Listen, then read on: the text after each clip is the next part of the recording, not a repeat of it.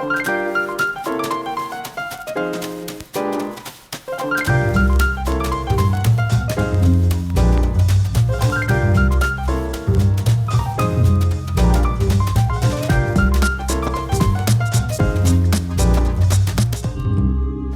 à tous, bienvenue dans le Journal du Théâtre. C'est parti pour 7 minutes de plaisir, de découverte et de rencontres sur les scènes des spectacles à l'affiche.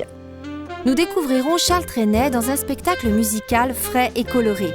Valérie Dassonville et Adrien Devant sont les nouveaux directeurs du Théâtre Paris-Villette depuis 2013. Ils nous parlent du lieu dans notre séquence plein feu. Et tout de suite, un spectacle sensible, Maman dans le vent. Une petite fille et son père partent tous les deux en voyage à la suite d'un événement douloureux. Les échanges sont compliqués car le chagrin est grand, mais au fur et à mesure, ils vont se reconstruire et franchir cette étape ensemble. Sur fond de falaises de craie blanche et chansons de Julia Stone Winter, cette pièce pour tous les publics de Jacques Descordes est à découvrir au Lucernaire. Blanche la mer et blanc les férus, blanche nos mains dans le fond et blanche les cendres dans le ciel tout blanc. Et blanc tout sera blanc. Et pouf, maman dans le vent. Pourquoi tu pleures jamais? Les pieds dans l'eau, tu veux? Tu veux, toi? T'as pas le droit. T'as pas le droit. À quoi tu penses? Elle sera contente. Tu crois? J'en suis sûre. Attention, don't be thick or you're liable to get licked. You're gonna see the reason why when they're spitting in your eye. They'll be spitting in your eye.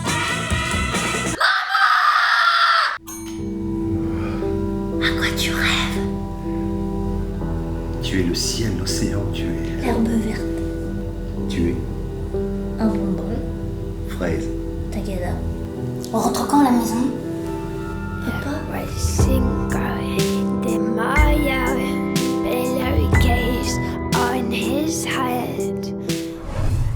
Radio Trenet, comme son nom l'indique, rend hommage aux fous chantants. Et cela au travers de ses témoignages radiophoniques et de publicités cultes de l'époque. 20 années d'histoire en chanson vous feront vous remémorer ou découvrir cet artiste hors norme, à la personnalité joviale incomparable. C'est au Petit Montparnasse qu'il faut se rendre. Il s'appelle Charles Trenet. Je lui prédis une très belle carrière. Tout a changé depuis hier, et la rue a des yeux qui regardent aux fenêtres. Il y a du lilas, et il y a des mains tendues sur la mer, le soleil va paraître. Boum, l'astre de jour fait boum, tout avec de lui des boum, quand notre cœur fait boum boum. Trenet a amené la poésie à la rue. Devant les vieux murs, mon cœur en frissonne, au lieu des armures, des airs de jazz résonnent, ils vont danser le bebop, et c'est gentil comme tout. Ils vont danser le bebop, et c'est un succès fou. Plusieurs centaines de spectateurs étaient en effet sortis et attendaient devant l'entrée des artistes la sortie de Charles Trenet. Les joyeux matins et les grands chemins où l'on marche à l'aventure, hiver comme été, toujours la nature, enchanté, bonjour la nuit, le jour, la vie, et puis l'amour.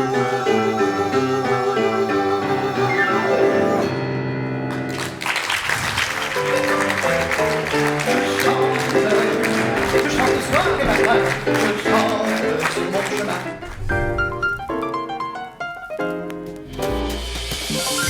Je vous invite au Théâtre Paris-Villette où les tout nouveaux directeurs nous accueillent dans ce lieu en plein essor. Ils nous parlent de leur mission au service de la création contemporaine et de leurs projets pour la saison prochaine. Notre rôle au Théâtre Paris-Villette, en fait, c'est une co-direction artistique depuis le mois de juin 2013, avec une réouverture du lieu en décembre. Il y a d'abord une continuité, en fait, qui était à la fois souhaitée par la ville et puis par nous, qui était de continuer à ce que ce lieu soit avant tout un lieu de création, donc au sens où il allait accueillir des projets en fabrication et pas uniquement en diffusion. Ce qui est aujourd'hui peut-être la nouveauté du nouveau projet du Paris-Villette, c'est de s'adresser à des publics jeunes. Que ce soit des publics jeunes en âge, que des publics jeunes dans leur fréquentation des lieux de spectacle. La programmation contient des représentations pour la toute petite enfance, c'est plus généralement pour les enfants à partir de 2-3 ans. Nous, le projet, il est construit complètement en prenant en compte le fait que le théâtre se trouve au sein du parc de la Villette. C'est un projet qui vise à ouvrir les portes du théâtre au public qui déjà, au fond, fréquente le parc.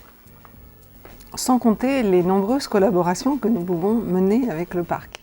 Par exemple, aujourd'hui, on fait partie du festival Haute Tension, qui est un festival donc plus cirque, hip-hop. On fonctionne nous-mêmes en saison, donc automne, vraiment les saisons, automne, hiver, printemps, été. Donc c'est un peu compliqué parce que c'est pour nous la possibilité aussi de rester réactif. C'est-à-dire de ne pas démarrer une saison classique septembre-juin en se disant ça y est, c'est tout verrouillé, tout blindé. Et donc on se laisse comme ça un peu des espaces vides et des espaces libres. Donc ce serait difficile en fait de faire une présentation de saison exhaustive. On pourrait présenter une colonne vertébrale.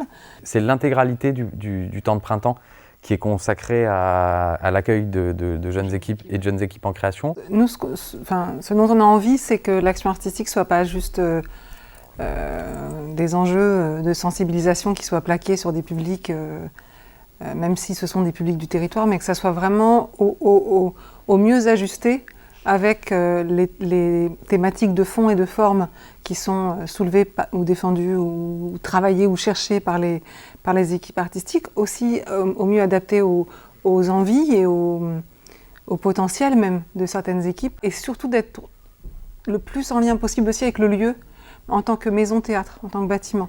C'est-à-dire que des ateliers se déroulent ici, il y a des levées de rideaux, il y a des restitutions. Finalement, l'idée en fait qui regroupe tout ça, c'est le fait que le Paris-Villette soit un lieu de fabrique.